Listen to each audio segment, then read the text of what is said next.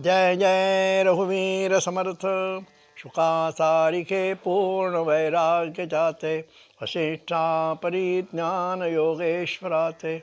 रवि वाल्मीका सारिका मान्य ऐसा, नमस्कार माधा सद्गुरु रामदासा। जय जय रघुवीर समर्थ। आदरणीय श्रोताओं को नमस्कार, विनम्र अभिवादन। आज शनिवार दिनांक 27 नवंबर।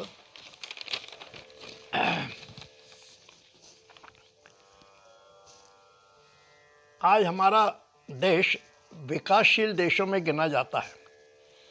मोदी सरकार देश के विकास के लिए कटिबद्ध है, फिर भी आज देश के 30-40% जनता गरीबी रेखा के नीचे है। मठ मंदिरों में, रास्ते में हज़ारों लोग भीख मांगते रहते हैं। उनके शरीर पर ठीक से कपड़े भी नहीं रहते। कुछ भी जूठन मिल जाए तो वे खुशी खुशी खाते हैं। समाज में शादी ब्याह या कोई भी कार्यक्रम होता है तो देखा जाता है कि भोजन बहुत बर्बाद होता है, बाहर फेंक दिया जाता है। बड़े बड़े होटलों में खाना बर्बाद होता है। इस विषय में समर्थ रामदास ने कहा है, आपण यथेष्ट जेवणे उरले ते अन्न वाटणे, परंतु वाया दवड़ने हा धर्म नभे। हम अपना भोजन पर्याप्त करें, भरपूर करें, लेकिन अन्न को बर्बाद न करें। उससे अच्छा तो किसी को दे जिसकी ज़रूरत है। सरकारी गोदामों में रखा हुआ अनाज सड़ जाता है, बरसात में भीग कर खराब हो जाता है। परिवारों में लोग भोजन करते हैं लेकिन थाली में बहुत सारा अन्न छोड़ देते हैं। हमारे देश की ऐसी स्थिति नहीं है कि अन्न बर्बाद किया जाए। इतना ही नहीं, अन्न को पूर्ण ब्रह्म कहा गया है। उसको छोड़ देना देवताओं का अपमान है। किसी गरीब परिवार के लिए यही अन्न पर्याप्त होता है। लोकमान्य तिलक को मधुमेह की शिकायत थी, डायबिटीज़। उनका सेवक रोज़ सुबह चाय बनाता था, तब उस चाय में शक्कर की बजाय सक्रीन की पाउडर डालता था। एक दिन गलती से उस सेवक के द्वारा सक्रीन के स्थान में नमक चाय में डाल दिया गया। दोनों दिखने में समान है। सेवक ने यह चाय लोकमान्य जी को दी। लोकमान्य चुपचाप चाय पी गए, सेवक से कुछ भी नहीं बोले। बाद में सेवक ने जब वह चाय पी तब उसे अपनी गलती समझ में आई। उसने सक्रीन की एवज में नमक मिला दिया था। वह बहुत शर्मिंदा हुआ, लेकिन क्या करें। लोकमान्य वह चाय पी गए। उन्होंने सेवक से कुछ भी नहीं कहा, चाय को फेंका भी नहीं उन्होंने। और हम होते तो चाय फेंक देते, सेवक को डांटते, कैसी चाय बनाते, क्या ध्यान रहता है, ऐसा इत्यादि। लेकिन वो सेवक से कुछ भी नहीं बोले और चुपचाप चाय पी ली। तात्पर्य यही कि अन्न को पवित्र भाव से देखना चाहिए, उसका अपमान नहीं होना चाहिए। अरे हमारा किसान बड़ी मेहनत से अनाज पैदा करता है, उसे किसी भी प्रकार से बर्बाद नहीं करना चाहिए। शादी का मौसम शुरू हुआ है, अभी बड़ी बड़ी पार्टियां होती है जिसमें प्लेटों में कितना अन्न फेंका जाता है। अरे जितना आवश्यक है उतना ही खाने में ले, आवश्यकता पड़ने पर फिर से ले। लेकिन शुरू में ही बहुत सारा प्लेट में ले लिया जाता है और बाद में खाया नहीं जाता तो छोड़ दिया जाता है। आज पर्यावरण की रक्षा की चर्चा सर्वत्र हो रही है। वायु प्रदूषित हो रहा है, कहीं कहीं तो लोगों का दम घुट रहा है। इसलिए वृक्ष लगाओ का नारा दिया जा रहा है। वृक्षों से वायु शुद्ध होती है। संतों का मानना है कि वृक्ष, पशु पक्षी ये सब हमारे अपने हैं। पक्षी हमें मधुर वाणी से बुलाते हैं। हमारे देश के महान वनस्पति शास्त्रज्ञ सबको मालूम है, श्री जगदीश चंद्र बोस। ये घंटों बगीचों में बैठे रहते थे। ऐसा मानते हैं कि उनका वृक्षों से संवाद होता था, बातचीत होती थी। यहाँ तक कि कुछ लोग मानने लगे थे कि जगदीश चंद्र बोस पागल हो गए हैं। वास्तव में जगदीश चंद्र जी को पौधों के पत्ते तथा फूलों की संवेदनाओं का ज्ञान था। वे मानते थे सर्व वनस्पति सचेतन होती है, वे संवाद भी करती है, लेकिन मौन संवाद। वनस्पति क्योंकि उनको मुंह न होने से बोल नहीं सकती। श्री जगदीश चंद्र जी ने इन पौधों को, वृक्षों को कुछ यंत्र लगाए थे और उन यंत्रों से यह साबित होता था कि वृक्षों की स्मृति है, वृक्षों को स्मरण शक्ति है, वे अपनी प्रतिक्रिया व्यक्त करते हैं। जब वृक्षों की पत्तियां, फल या फूल तोड़े जाते हैं तब उन्हें कपकपी छूटती है। यह यंत्रों द्वारा साबित हुआ, मालूम हुआ। संत तुकाराम खेतों में जब रखवाली करते थे तब पक्षियों द्वारा दाना खाते देखकर वे बहुत खुश होते थे।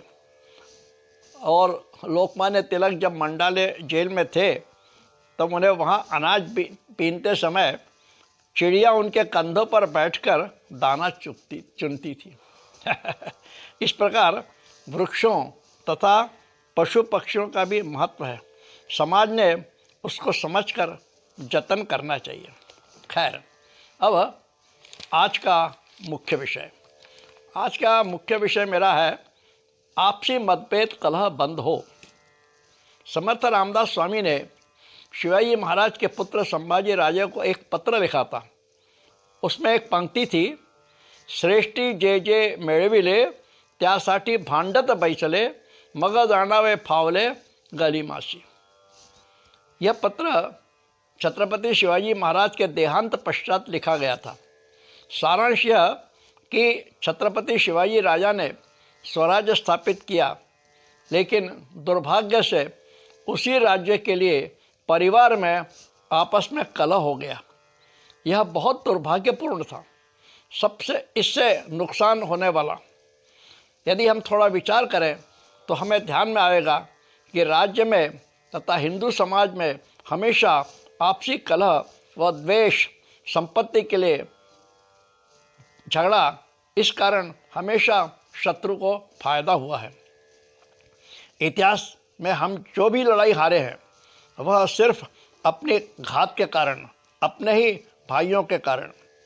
औरंगजेब 7 लाख की फौज लेकर महाराष्ट्र आता है। उद्देश्य यही कि शिवाजी महाराज का राज्य वो जीत ले। छत्रपति शिवाजी के उपरांत उनका उत्तराधिकारी यानी वारिस कौन बने, इस बात को लेकर राज परिवार में कलह चल रहा था, खींचतान हो रही थी। संभाजी या राजाराम की माँ चाहती थी कि राजाराम को सिंहासन मिले तथा कुछ लोग संभाजी को राजा देखना चाहते थे और इसका फ़ायदा औरंगजेब को हुआ। संभाजी के विरोधियों ने औरंगजेब की मदद की, जिस कारण संभाजी औरंगजेब के कैद में गए थे। अरे ऐसे कई उदाहरण हैं। आज राजनीतिक दलों में जो चुनाव होते हैं उसमें दल के जो अधिकृत सदस्य होते हैं वे हार जाते हैं, क्योंकि दल में कुछ सदस्यों का विरोध होता है तथा वे अधिकृत सदस्य को हराने में ही अपनी शक्ति लगा देते हैं। सारांश यह कि मुझे नहीं तो तुम्हें भी नहीं, इसमें तीसरे को ही फायदा होता है। इस प्रकार आपसी मतभेद, कलह, ईर्ष्या, इन सब बातों से, अहंकार आदि लक्षणों के कारण यह कलह होता है। इसलिए अधिकृत जो सदस्य है, प्रत्याशी है, उसको नुकसान होता है, वो हार जाता है। मराठी में एक कहावत है, मला न तुला घाल कुत्रेला, यानी मेरे को नहीं तेरे को भी नहीं, वो कुत्ते को मिलेगा और तीसरे को मिल जाएगा। परिवार में संपत्ति के लिए भाइयों में विद्रोह होता है, परिणाम यह होता है किसी को भी फायदा नहीं। इसलिए समर्थ में अपने पत्र में इस बात का इशारा किया है कि आपस में झगड़ना नहीं, कलह नहीं, मतभेद मत रखो, क्योंकि हमें मालूम है रामायण का प्रसंग, घर का भेदी लंका ढाए। विभीषण जब विभीषण जब रावण को छोड़कर प्रभु श्री राम से मिलते हैं, तब रावण यही घबराता है, सोचता है कि लंका की सारी बातें, सारे भेद जो है वो विभीषण राम को बता देंगे। और कुछ हद तक हुआ भी ऐसा है कि विभीषण ने कुछ बातें प्रभु श्री राम को बताई थी, जिससे श्री राम को फायदा हुआ। इसीलिए घर का भेदी लंका ढाए बोलते हैं। आज समाज में धर्म के नाम पर धार्मिक स्थल तोड़े जा रहे हैं, नुकसान समाज का होता है। समर्थ रामदास स्वामी ने मुसलमानी अष्टक के अंतर्गत लिखा है, उर्दू में है, पत्थर क्या फुटेगा खुदा सोजुद्दारे, पत्थर क्या फुटेगा खुदा सोजुद्दारे, फुटेगा टूटेगा नहीं सो सही रे, लिमित पहाड़ों किया है खुदा ने, फत पंथरी नेत हिंदू दीवाने। समर्थ कहते हैं कि मूर्ति या धार्मिक स्थल तोड़ने से राम या कृष्ण मरते नहीं हैं, तथा मस्जिद तोड़ने से अल्लाह भी नहीं मरता। वही मरते कौन है? जो तोड़ते हैं, तोड़फोड़ करते हैं। वैसे हमारी संस्कृति में परधर्म सहिष्णुता का विशेष लक्षण है। आज सैकड़ों साल हो गए, अनेक जाति के, पंथ के लोग, अलग अलग भाषा बोलने वाले लोग एक साथ रह रहे हैं, लेकिन कुछ मुट्ठी भर लोग आतंक मचाकर यह दुर्भाग्यपूर्ण काम करते हैं, जिससे सारे समाज को, देश को तथा सरकार को भुगतना पड़ता है। धर्म के नाम पर झूठा अभिमान होने के कारण कुछ लोग अपने को श्रेष्ठ सत्य मानते हुए दूसरे धर्म पर अत्याचार करते हैं, विद्रोह करते हैं। इससे परमात्मा का कुछ बिगड़ता नहीं, वह तो सर्वत्र है। नुकसान तो होता है समाज का, देश का, हमारा। उस नुकसान को पूरा करने में पता नहीं सालों लग जाते हैं। आज अयोध्या का राम मंदिर ताज़ा उदाहरण सबके सामने है। इसी संदर्भ में स्वामी विवेकानंद ने शिकोगा के धर्म परिषद में एक किस्सा बताया था।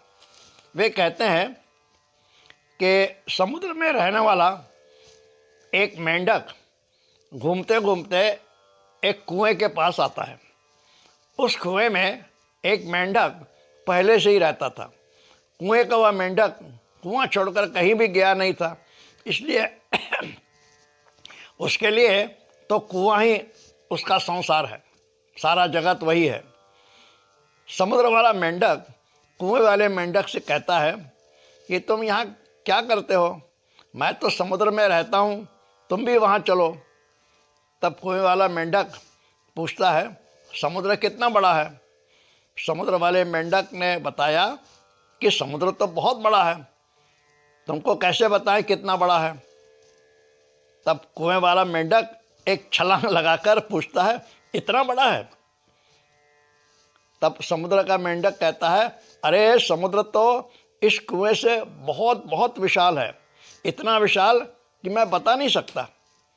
तब कुएं वाला मेंढक क्रोधित हुआ और उस समुद्र के मेंढक को वहाँ से तत्काल जाने को कहता है और कहा कि मेरे इस कुएं से बड़ा दुनिया में कुछ भी नहीं है, यही सब में बड़ा है। यानी इस प्रकार अपने को, अपने धर्म को, अपने समाज को, अपने ही संपत्ति को श्रेष्ठ मानना, हाँ, ऐसे समाज में लोग रहते हैं जिस कारण समाज का ही नुकसान होता है और इतना होता है कि सालों उसकी भरपाई नहीं होती। देश हित के लिए, समाज कल्याण के लिए आवश्यक है कि हम अपने आपसी कलह भूलें और मतभेद खत्म करें, तभी हम आगे बढ़ सकेंगे, देश विकास करेगा। मेरे ख्याल से मेरा यह विषय आपको पसंद आया होगा और उसके लिए मैं आपको बहुत बहुत धन्यवाद देता हूँ। अपने कमेंट्स शेयर करें, अधिकाधिक लोगों को सब्सक्राइब करें। धन्यवाद। जय जय रघुवीर समर्थ।